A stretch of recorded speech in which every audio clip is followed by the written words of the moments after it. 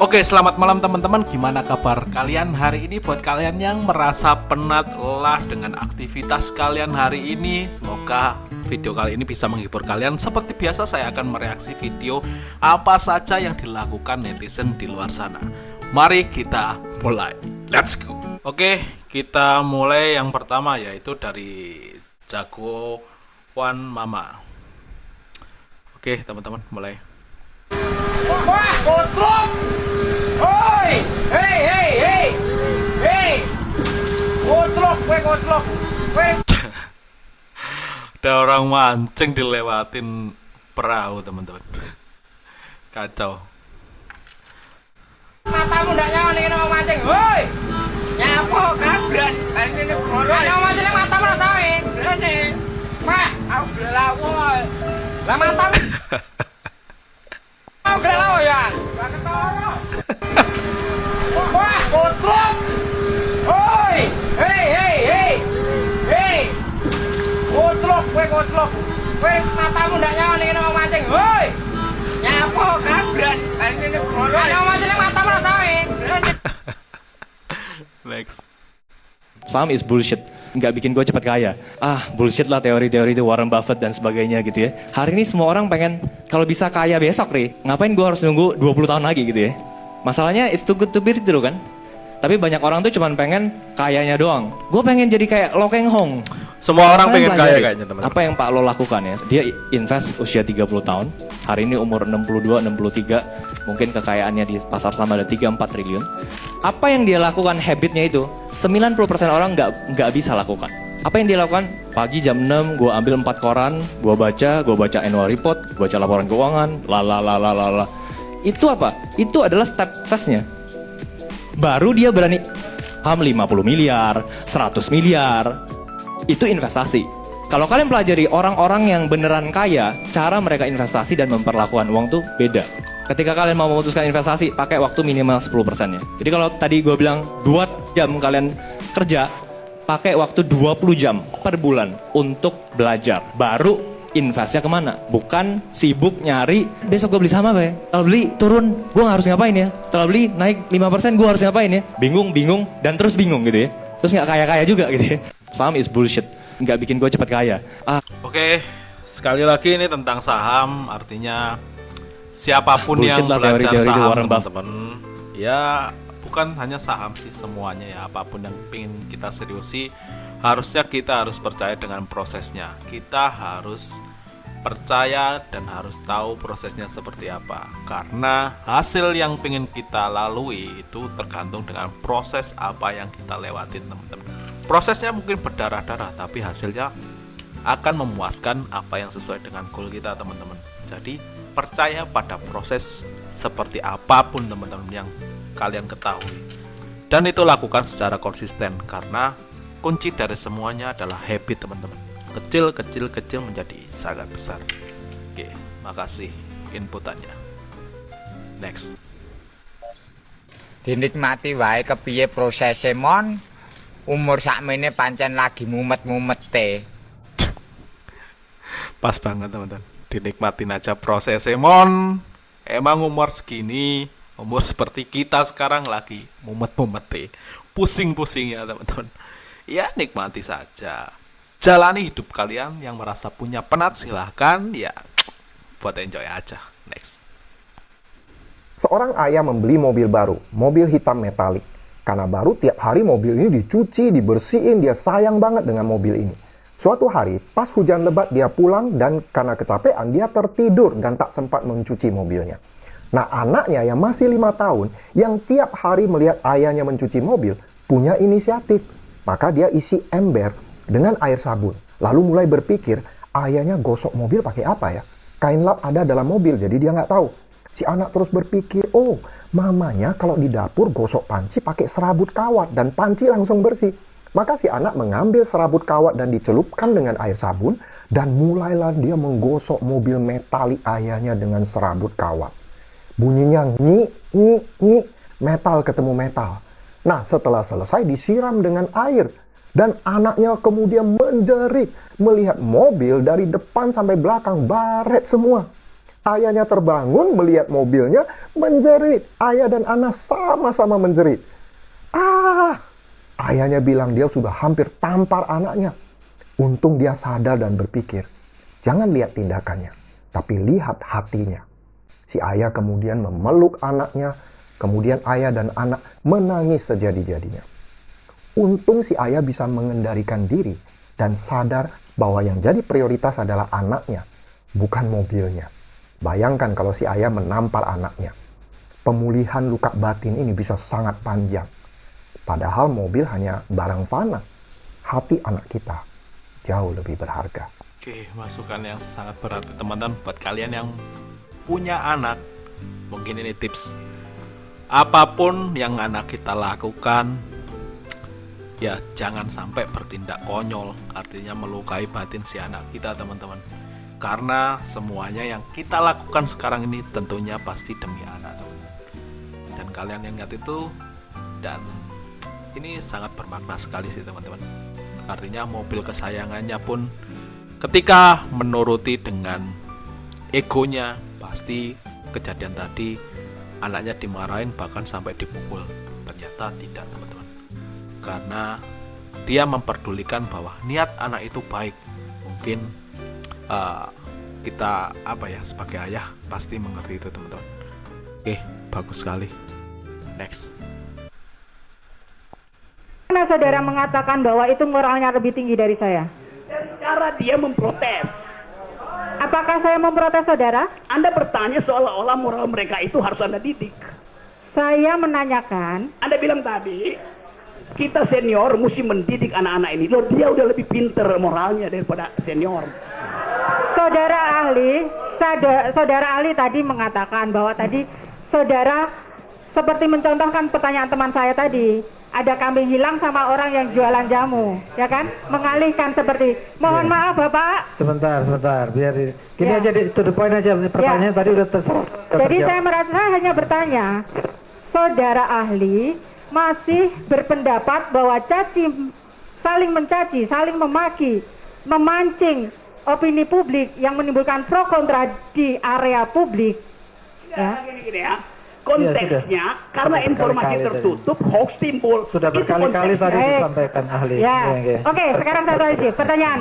Saya tanya ahli, saudara ahli, secara pribadi, saudara percaya nggak dengan informasi yang disampaikan Bambang Tri?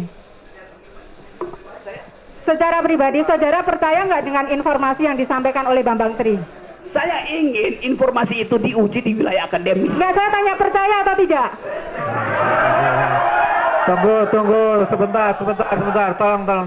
Oke, nggak bisa, saksi atau ahli tidak bisa dipaksa. Oke, monggo, ahli monggo mau dijawab boleh, mau tidak jawab boleh.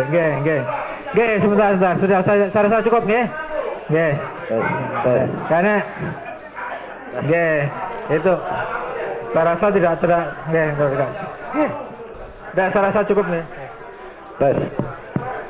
Izin yang mulia, bertanya. Masih ada? Masih yang mulia. To the point aja ya, supaya jangan berbelit-belit supaya to the point aja, Tadi ahli menjelaskan mengenai penerapan perbedaan hate speech antara di Eropa dan Amerika terhadap menghujat seorang wanita. Yang saya tanyakan, hal-hal apa saja yang mempengaruhi hal tersebut? Ya mungkin contohnya tadi hate speech, mungkin penerapan hukuman seperti orang menabrak babi di Papua dengan di Jawa, itu kan berbeda mungkin hukum adatnya. Hal-hal apa saja yang mempengaruhi hal tersebut? Seperti itu.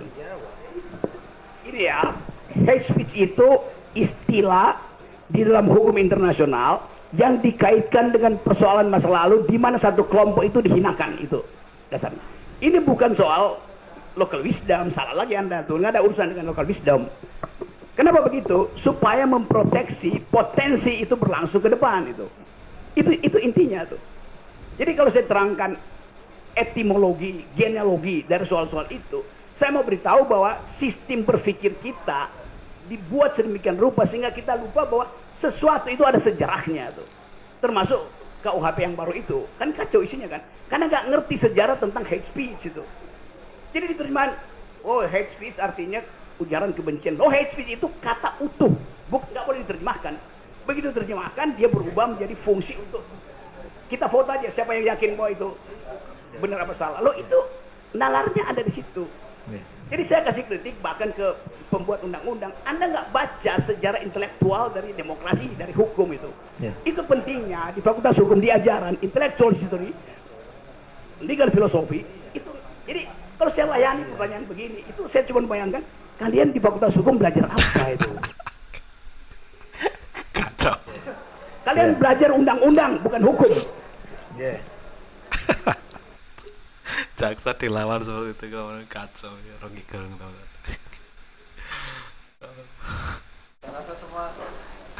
Kita semua tahu ya, kalau kita semua belajar filsafat, jadi Pak Jaksa, Pak pengacara juga tahu.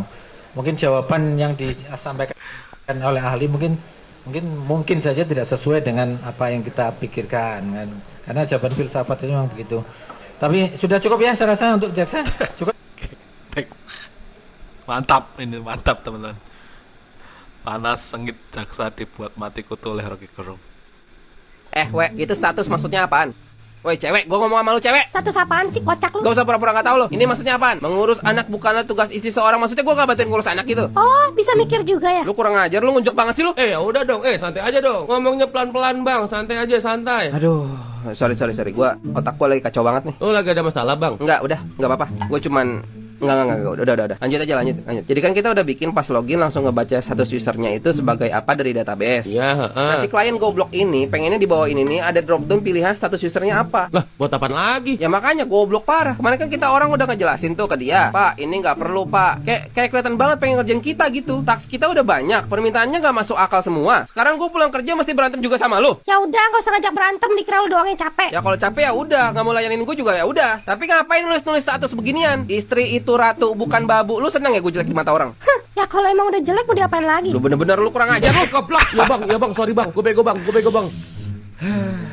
Anjir. Udah gue benerin bang API-nya bang. Tes lagi aja bang. Iya, nggak apa-apa. Sorry. Sumpah pikiran gue kacau banget sih. Ya nggak apa-apa, gue juga yang salah bang. Enggak. Sorry. Harusnya gue nggak pukul lu. Ya udah, jadi API-nya udah jalan ya. Gue mau pakai nih. Ya monggo bang. Kata lu udah jalan, ini masih gak bisa.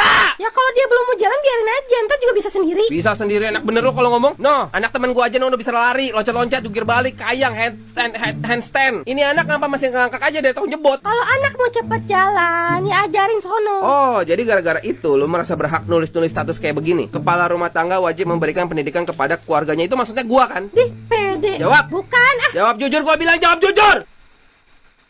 Kalau kamu udah gak percaya lagi saya jujur apa enggak, mending kamu keluar sekarang. Pak, taruh dulu Pak, maaf. Ke bosnya. Iya Pak, ya. Kamu saya pecat. Bawa masalah ke kantor teman-teman, ini kayak gitu. Ketika masalah keluarga dicampur adukan dengan pekerjaan, ini kacau. Next. Pertanyaan terakhir apa? Bahagia itu apa? Kalau yang bertanya mahasiswi saya jawab.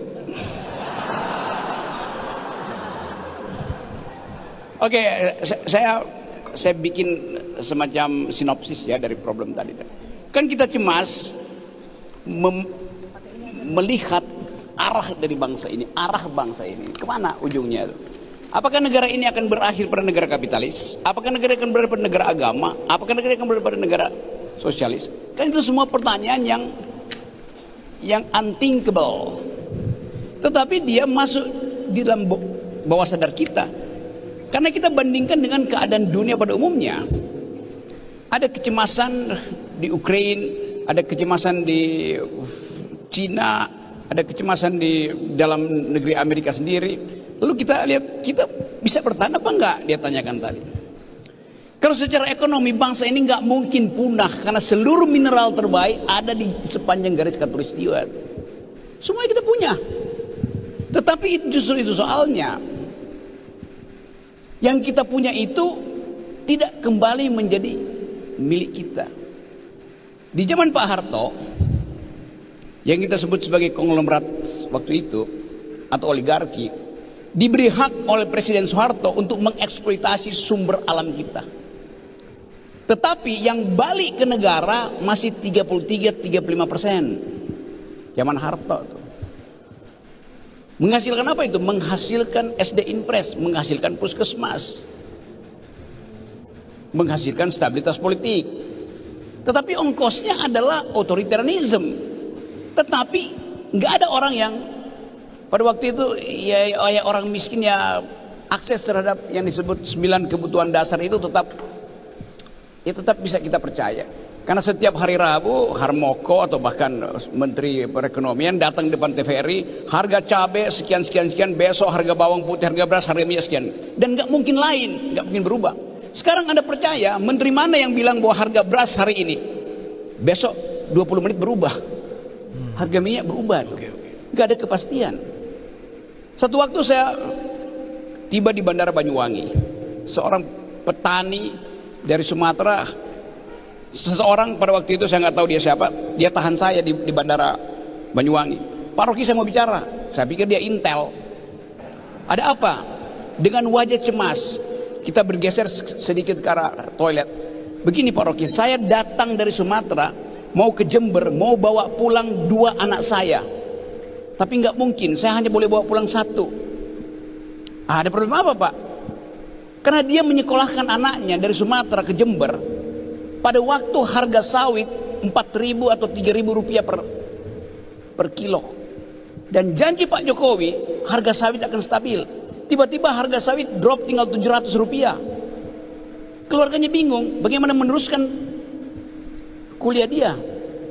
Itu artinya malam hari ada pertengkaran antara si bapak dan si ibu. Anak yang mana yang mesti dibawa pulang ke Sumatera? Problem. Begitu nyampe di Jember, bapaknya juga pusing. Apa alasannya untuk mengatakan, nak kamu harus pulang, saudaramu yang 1 tinggal. Dia mesti pilih 1 yang mesti dia korbankan. Karena dia nggak mampu lagi bayar uang kos, karena harga sawitnya jatuh. Padahal Jokowi janji akan stabil. Kalau dia pulang ke Sumatera, tetangganya akan kaget. Kenapa Anda pulang? Apakah Anda dungu? Apakah kamu narkotik? Apakah kamu DO? Jadi kebijakan negara membuat keluarga itu berantakan psikologinya tuh. Itu intinya kan. Anda bayangkan di Eropa, harga tomat naik 1 euro, perdana menterinya jatuh. Itu namanya pertanggungjawaban moral. Kalau Anda janji, Anda mesti jaga. Sekarang Pak Jokowi janji semua hal, nggak ada satupun yang dipenuhi. IKN itu tidak masuk dalam perjanjian dengan Anda tuh. Tiba-tiba ada IKN. Kereta cepat sampai sekarang mangkrak. Tagihan Cina supaya Indonesia lakukan sendiri kenaikan ongkosnya, dan bebannya itu ada pada suku bunga Cina yang tinggi, nggak bisa dinegokan tuh. Jadi kita mau jujur bahwa kalau Anda berjanji sebagai pemimpin, ya pastikan itu. Ya kalau nggak bisa, ya Anda mundur. Itu yang saya sebut tadi, bahwa saya kasih kritik. Lalu Presiden aparat bilang, Anda cuma kasih kritik Pak Rocky, solusinya apa? Anda kita gaji untuk cari solusi, dungu. Kan dia kita gaji. Masa nanya ke kita solusinya? Seluruh peralatan teknokratik ada di sana. Kita hanya beritahu bahwa Anda tidak memenuhi janji Anda. Solusinya apa? Ya turun. Ganti, gampang kan? Tapi itu yang kita sebut mental kita itu rusak karena obsesi pada kekuasaan. Sehingga dalam soal korupsi pun, Anda bayangin korupsi sekarang. Tagline-nya, berani jujur itu hebat. Kurang ajar betul. Saya dosen dari hari ke hari jujur, nggak perlu dibilang hebat. Jadi seolah kejujuran itu harus diberi insentif, harus diberi honor. Nah semua kita jujur. Apa Ustadz nggak tersinggung dibilang berani jujur itu hebat? Dokter mesti tersinggung. Dia nggak, dokter disumpah untuk tidak bohong pada pasien. Ustadz disumpah untuk memberi pengetahuan. Dosen jujur. Kenapa mesti taruh tagline berani jujur itu hebat? Karena kita miskin tentang kejujuran pada akhirnya kan. Sehingga hal yang normal mesti diberi hadiah. Ngapain mau jujur dikasih hadiah? Itu dasarnya kan. Jadi sekali lagi teman-teman, saya mengucapkan itu sebagai upaya untuk memperlihatkan bahwa nasib kita ditentukan oleh prinsip kejujuran kita. Tadi saya teruskan tadi, selama Presiden Soeharto yang balik ke kita karena dieksploitasi masih 35%. Zaman SBY turun 27%. Zaman Pak Jokowi tinggal 7%. Kemana itu? Diparkir di Singapura. Ditaruh pakai main judi, main saham segala macam, dirampok petugas pajak. Sementara kita kalangan akademisi diminta untuk jangan memberi kritik. Apa nggak kurang ajar? Jadi sekali lagi, kalau ada oposisi oke, ini nggak ada partai oposisi sehingga saya mengambil alih fungsi itu. Pak Abraham Samad mengambil alih fungsi itu. Universitas Negeri Semarang mengambil alih fungsi itu. Kita kan lagi beroposisi di sini sebetulnya buat mengucapkan alternatif pikiran. Jadi sekali lagi, ada prinsip yang mengatakan bahwa politics is the art of the possible. Mereka belajar dulu politik. Politics artinya who gets what, when and how. Tetapi dalam keadaan tidak normal, politik bukan begitu. Kita ingin ada perubahan dan seringkali orang bilang nggak mungkin mahasiswa lakukan perubahan, nggak mungkin universitas lakukan perubahan. Enggak. Politics is the art of attacking the impossible. Justru yang impossible itu yang menantang kita untuk kita buktikan. Jadi teman-teman sekali lagi, sering mungkin kadangkala saya harus sedikit memprovokasi supaya kita terbangun dari kelelahan berpikir. Jadi kebangsaan kita hari ini adalah kritik. Dan apa yang saya ucapkan tadi saya pertanggungjawabkan secara metodologis tuh.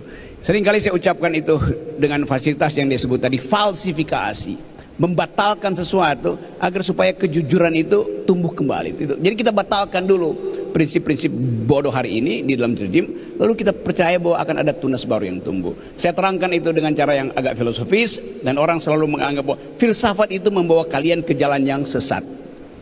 Tapi saya pastikan saudara akan tersesat di jalan yang benar. Baik. Oke, mantap sekali ya, terima kasih banyak. Pertanyaan Rocky Gerung dengan pemikirannya mantap teman-teman. Oke, sekian teman-teman yang bisa saya sampaikan. Semoga ada manfaat video kali ini buat kalian semua. Ketika ada manfaatnya silakan diambil, ketika nggak ada manfaatnya ya buang jauh-jauh teman-teman. Buat kalian yang lagi penat dengan segala aktivitasnya, semoga kalian terhindar dari masalah-masalah yang ada. Dan tetap apapun kondisi kalian, tetap stay, fokus, and relax. See ya.